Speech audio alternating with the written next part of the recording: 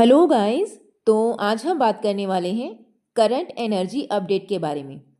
ये energy update DM और DF दोनों के लिए है।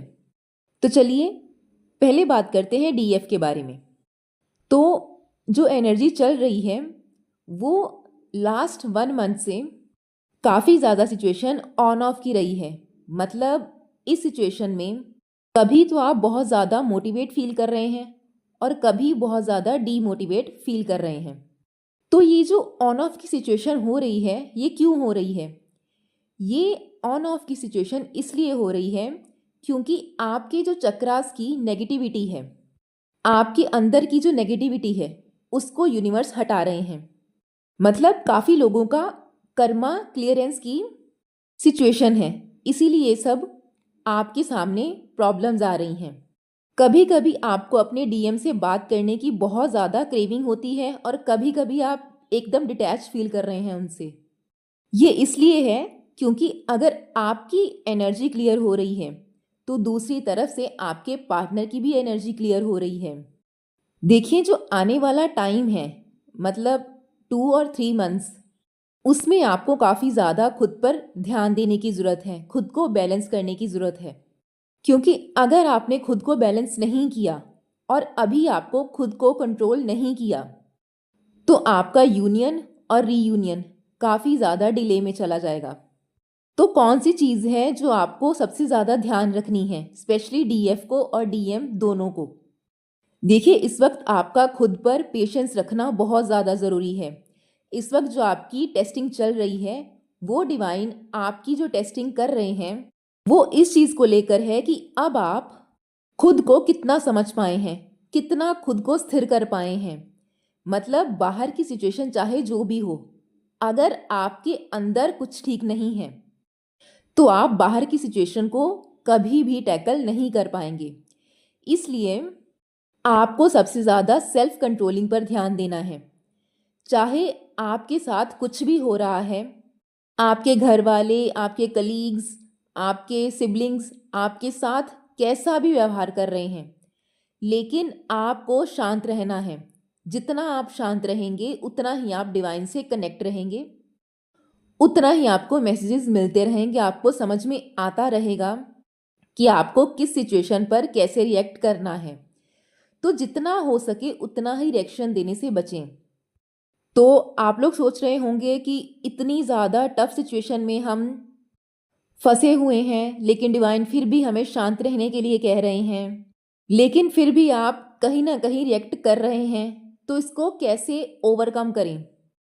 तो देखिए, अगर आपको समझ नहीं आ रहा है कि आपको इस चैलेंज का सामना कैसे करना है या कुछ समझ नहीं आ रहा है कि टेस्ट कैसे देना है, कैसे क्लियर करना है, कैसे क्लियर होगा, तो आप हर रोज़ सुबह मंदिर में या आप जब भी अपना इनर वर्क करते हैं भगवान के पास जाके बैठिए और मन में रोज़ उनसे एक बार ज़रूर पूछिए कि आज उनका क्या संदेश है आपके लिए। आपको किन किन जगहों पर, किन किन बातों पर अलर्ट रहने की ज़रूरत है। तो डिवाइन आपको पहले से ही उस बारे में बता देंगे, कोई ना कोई संकेत के थ्रू, किसी वीडियो के थ्रू या किसी भी आपके आसपास जो लोग हैं वो लोगों की बातों से ही आपको समझ में आ जाएगा कि आपको किस चीज़ से सावधान रहने की ज़रूरत है, अलर्ट रहने की ज़रूरत है। देखिए, डीएफ काफ़ी ज़्यादा प्रॉब्लम में फंसी हुई है अभी तक, क्योंकि उनकी जो इनर पीस है वो कहीं ना कहीं डिस्टर्ब है। देखिए, आपके जो काउंटर पार्ट हैं उनका हाल भी आपसे अलग नहीं है, कहीं ना कहीं वो भी फंसे हुए हैं, लेकिन वो दिखा नहीं रहे हैं और ना ही उनको समझ में आ रहा है पूरे तरीके से, क्योंकि डीएम ने इतना अच्छा इनर वर्क नहीं कर रखा है जितना कि डीएफ्स कर रही हैं। तो इसलिए आपको ज़्यादा समझ में आता है बजाय डीएम के। तो देखिए, उनकी एनर्जी भी, उनका हाल भी आपसे अलग नहीं है। तो अगर आप इस टेस्ट को पेशेंस से क्लियर करते हैं तो आप एक कदम और करीब पहुंच जाएंगे अपने डीएम के।